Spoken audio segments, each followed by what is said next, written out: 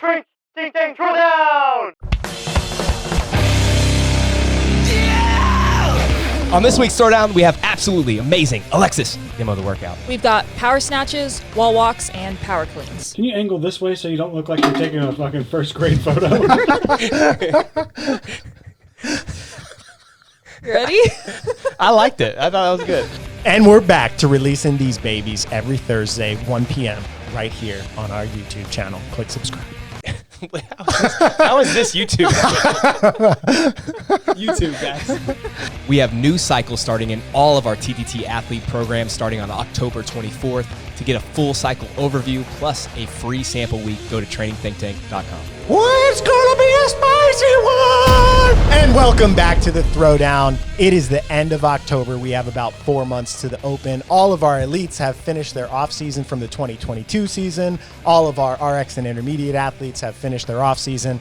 Now is the time where we're gonna get back into competitive style workouts to get ready for the open. So the Throwdowns is back, and this is our first of the new cycle. Did you just say the Throwdowns is back? Yes, Yeah. you did. Yes, it The is. Throwdown is back. It is back. And if you want movement standards, scaling options, and a warm-up, you can look in the description down below. And if you do this workout, make sure that you put your time in the comments. I am supposed to be the next person to talk, but I completely forgot what my part of this next introduction was supposed to be. So, Let's see it. what was I supposed to say? We have who's demoing the workout. No, that's in the next segment. Tell them what's happening at the end of the episode. Oh, yeah. At the end of the episode, I'm going to give you some targets, whether you're an intermediate, an RX, or an elite athlete, and then I'm going to try to give you execution tips per movements and some big picture thoughts as to how to strategize it relative to your athletic level. Let's see it. Let's see it. What's your strategy heading into this? I'm gonna start with sixes on a snatch, and then go down to like threes if I have to, possibly singles, and then fast wall walks, get to the bar, do a couple singles, and then start going touch and go on the cleans. She's going down. Fastest wall walks in the game. Oh! You heard it here. That Jake Berman. I got the fastest burpees in the game. Well, you gotta say it. I don't know if I can say that. It is my thing. I can get it wall walks. Fastest wall walks in the game. You heard it here first. She got bullied in the time you smacked. Yeah, she did. She was very uncomfortable, but then she's like, you know what? Actually, my wall walks are fast. Everyone's We didn't about make to her see- do anything. Yeah, That was that's all on true. her own. Peer pressure. We're about to see how 3, fast those 2, wall walks are. 1, and now you get to watch a awesome and demoralizing performance of fast CrossFit. Demoralizing She's for a those short that are walk? not that good. Yeah. No. No, What? she's not. Never No, mind. I don't it's know. normal Ignore block. me. Yeah. So she said she's going to start with sixes. I think most people probably should not try to touch and go Yeah. unless you're really bad at wall walks and you just need to bank some time here. I agree. So she did sixes and then moved into her next set on a 3-second rest count. Most people will do singles on that rest count. So don't use touch and go unless you know that you can still maintain cadence. I mean, she just did it again, another 3-second break. So most people that start touch and go that are intermediate or lower would be resting a lot more. I think even RX. True. Yeah. One of the things that most people don't think about is they are good at the barbell cycling, but then how does it impact you for the wall walks? And Mac's going to talk about that on the whiteboard after this, but I do think if you're someone that your shoulders blow up on snatches, be careful because you get to the wall walks and there's still 20 reps and you could really lose some time there. This is it's a good start to the workout because it's a benchmark. It starts with Isabel pretty much. So you have some sort of a frame of reference for how long Isabel takes and how challenging it can be if you go max effort on it. So she's at singles now. And that's a really good idea. So you basically is going by feel. And I think everyone can do that too of like, okay, I need to slow myself down a little bit, stay on a clock, whatever you need to do to make sure that you're not blown up going into the wall walks. yeah, she's cycling this really fast. I mean, for an RX athlete, because she's getting close to the finishing right now, this is just a good Isabel time. Just 129 you would be happy with. But you know, she's able to do that and now be on the wall within 5 seconds doing her first wall walk. So don't let that trick you into going too fast on Isabel. Yeah. So there are so many things she does well with wall walks. The first is her steps are always the same. 4 steps back, 3 steps back to the floor. Forward. Yeah, back forward. And then how she keeps her hips high the whole time, takes pressure off of her trunk, and makes it so that she's like not having to hold her breath on the way down. That's something that gets really hard for me is the eccentric of the wall walk. Yeah. Another thing, watching her do this, and it's almost impossible to see exactly, but it looks like her hands touch that line and her feet are coming down to hit it right away. That's just a point of performance. If you're less athletic and better timed, like if I try to do this, sometimes my feet hit the ground before my hand gets back to the line. So just pay attention to it now as you're training to be meeting standards and thinking about standards. Sometimes elites are always on the line with everything because they're moving so fast. But if you're doing it and you're slower, maybe just pay attention to that. Mia did a great video during the Open, but she talked about kind of 3 points of performance, and you alluded to that a second ago, but getting your hips up I think is really important. Alexis does that really well. Yeah. Opening her shoulder right away, she's getting her head back, and then she's getting her head towards the wall right away, as opposed to like a lot of people will look at their hands, and it really slows you down when you're going back and forth. Yeah, Alexis's shoulders are amazing for the sport. I mean, she won the workout at the CrossFit Games with the wall-facing handstand push-up. She's good at handstand walking, anything gymnastics-oriented, and some of it is just how good her shoulders stack there. Yeah. You probably won't have that good of a position, but getting it warmed up and prepped to being in that position can help you like maximize whatever range you do have. So just think about that as you're getting yourself ready. And even cueing yourself to look at the wall when you're walking towards the wall, even if you're not that stacked, you're going to be more stacked than if you're looking forward. Yeah, exactly. It can be kind of scary. Like if you're looking back at the wall thinking you're going to fall off of it, but it's kind of hard to fall forward in a wall walk. Yeah. So she just did 20 wall walks in 2 minutes, essentially, which is blazing no fast. big deal. Don't even do the barbell. Just try to do that. Yeah. It's super impressive. And that's where a lot of separation is in this workout. Yeah, for sure. I think after watching it, the biggest separation is the wall walk. Second would probably be snatches. And then third would be the power cleans. A lot of people could cycle this weight for 30 power cleans. She does a good job of transitioning and just starting to pull singles right away. I think that's smart. And then once you start to cool off a little bit in your shoulders, you can start doing touch and go sets. Yeah. I think everyone can get to the barbell and start right away. Like even if you're not great at power cleans, just get into a rhythm. And then if you need to slow yourself down, slow down a little bit. If you can speed up, then obviously speed up. Also, quick side note, Adam's doing running intervals in the back, preparing to run from the warm-up area at Rogue to the competition floor to watch her. I hear it may be rainy this weekend, though. Oh, is it? That's what I heard. Hopefully not. All right. Anyways, singles. She said she was going to do singles for a couple. This is a little bit longer than a couple, but her cycle rate is still so fast here. Yeah.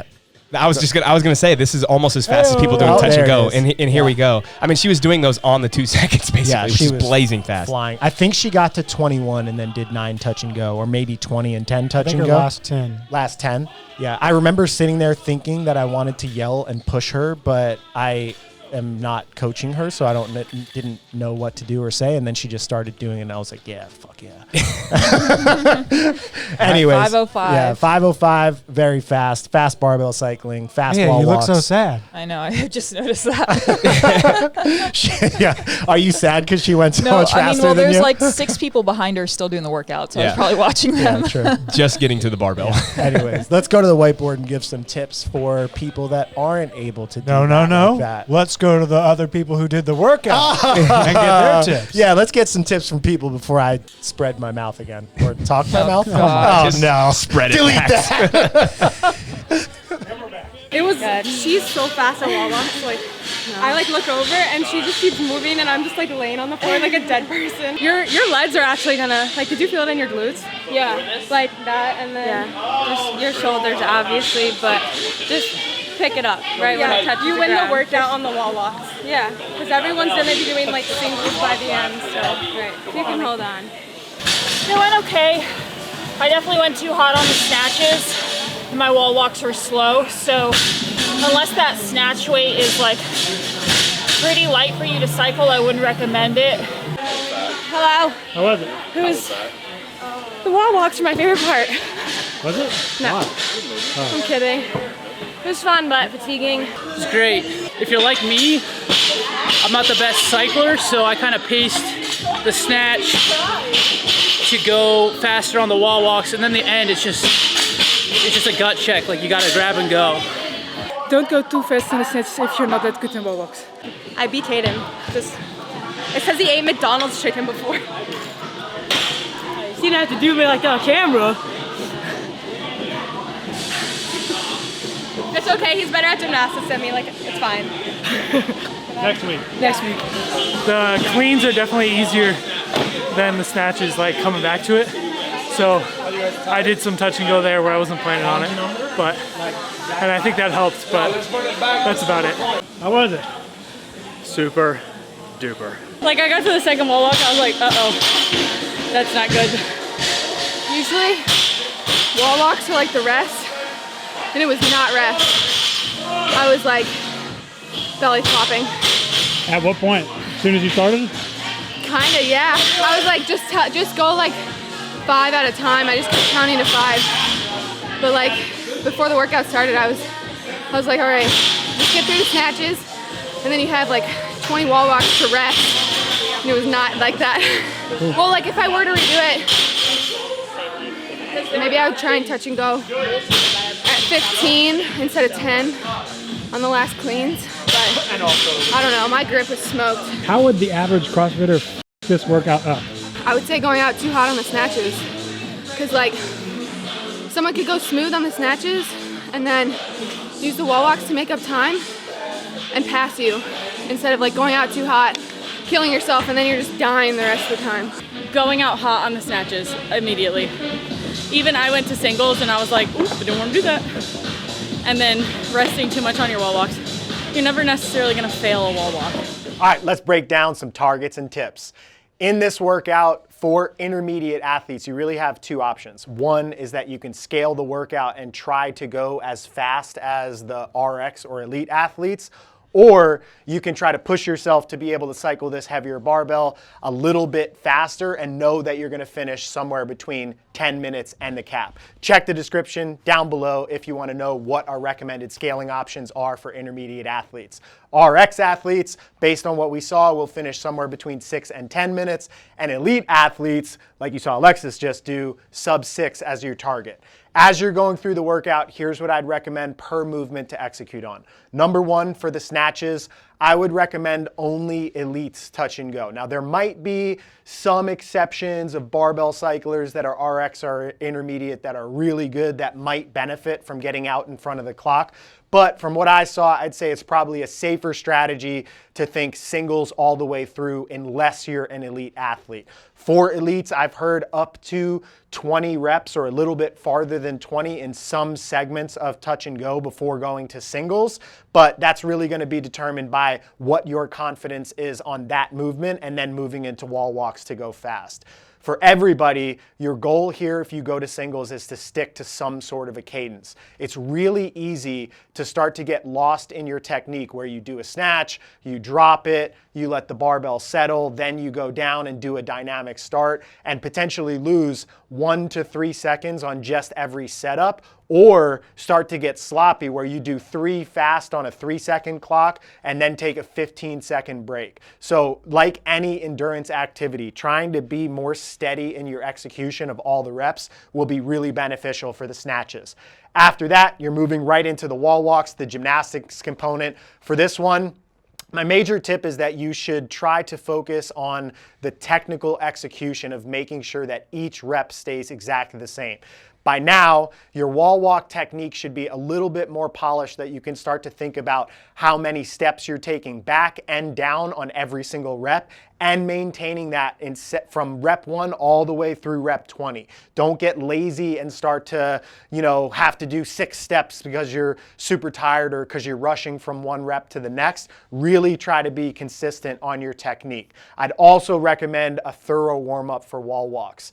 The wall walk is a really interesting movement in that it's a lot of time under tension, but not very dynamic in the way that it's executed. It's not like doing 3 touch and go squat snatches where you're moving a long distance and really fast and changing direction. You're just kind of holding a hollow body position as your hands are doing backward handstand walk and then forward handstand walk. So the major things that you're going to need warmed up there are your core and your shoulders being able to get open overhead. That also will help with the overhead position of the snatches. So I'd say that would just be a point of performance for wall walks. Also, check the description for some warm-up tips on the workout. Final movement, the power cleans. Thought process with that is go from your wall walks right to your power cleans really quickly. Everyone's tired after doing 20 wall walks, but it's a much different type of fatigue, and we'd recommend not really listening to it at that point and getting right to the bar and pulling your first rep. Once you feel comfortable, if you can, this would be a good opportunity to use touch and go at all levels. What we saw Alexis do was pretty much singles all the way through until she hit her sprint finish kick at the end. That is a good way to start thinking about it. And I think everybody can start to even pick up the pace of singles at the end of the workout as you know you're getting close to the finish line. It's the easiest movement in terms of complexity or technique or loading, really relative to that movement. It's the easiest one out of the three, so it's a really good one to think about a strong finish. So wrapping that up to strategy, first would be play to your strengths. This workout is pretty clear that there's like strength barbell cycling that's going to suit those bigger, stronger, more powerful athletes, and then you have gymnastics and the wall walks, which is going to suit the smaller gymnastics-y type athletes. There are some that do both well, like Alexis that you saw, but if you're one of those that's a little bit more tipped in the scale in one direction or the other, make sure that in that part of the workout you're taking advantage. So the bigger athletes crush the snatches and the power cleans and pace the wall walks. For the smaller athletes, get through the barbell as fast as you can, wall walk like a demon, and then try to hang on in the power cleans to finish. Number two is finish strong. Again, like we talked about, this power clean set is probably the easiest part of the workout. It's a short, sprinty style workout. It's not that long, sub 6 for the elites, sub 12 for everyone because of the cap. So this is a really good workout to try to drop the hammer and finish strong on. And then strategy-wise, my recommendation right now is to be aggressive when we're practicing the sport. Now, in training, things might be a little bit different right now, but if we're only going to do 1 or 2 competitive max effort workouts in training where we're comparing and using all the sport-specific stuff to get ready for the open and quarterfinals, now is the time to really start taking risks and pushing your capacity. So that way, by the time the open actually comes, you can figure out how aggressive or conservative you need to be on the workout relative to how it lines up to your strengths and weaknesses. And that is the point of the throwdown in the big picture of training. The actual training should be a little bit more conservative and planned and developing your skills. If you need help with that, check out TTT Compete or head to trainingthinktank.com. We can help you out on the training front. You always have these throwdowns to do with us now that we're back from now through the rest of the 2023 season. Thank you for being part of TTT and the Throwdown. Peace in the Middle East. What about everywhere else? No peace? Yeah, peace everywhere else too, but that one rhymes. Yeah. I don't even say it for political reasons. It's just, it sounds good. I don't know if I can say that.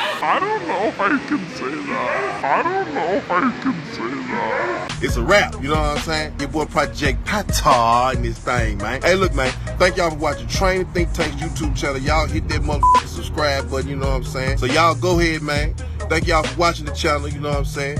Hit that motherfucking subscribe button, let it be known, what it be known, what it be known, you know what I'm saying? Pata.